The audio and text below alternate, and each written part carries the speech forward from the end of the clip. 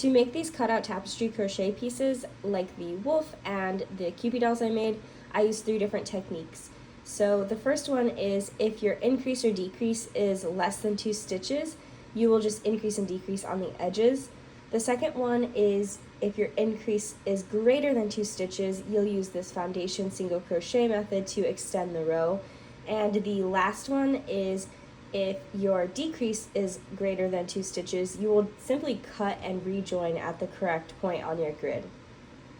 Increasing and decreasing on the edges is pretty self-explanatory, but if your increase is 2 stitches wide, then you'll want to stop at the final 2 stitches and make an increase in each to increase the overall row by 2 stitches.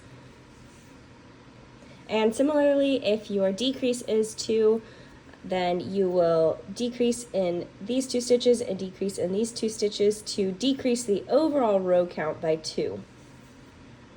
Extending the row using foundation single crochet is the most complex technique, but it's not even that hard. So I'm at the end of my row, I've chained 1, go into the previous row, into that like turning chain area, go into it, pull up 1, yarn over, go through 1, yarn over, go through 2. And that's simply the foundation single crochet technique. You're just using it differently to get the row a little bit longer. The last technique is really obvious, but if your decrease is greater than 2 stitches, you'll just want to cut and then rejoin where you should on the grid or where it shows on the grid to join. So you'd count your stitches and then start a new row. My final tip is at the very end to just single crochet around the whole piece to clean up the edges. As you can see, it can look a little weird where you've started or where you've joined, so I think that cleans it up a bit.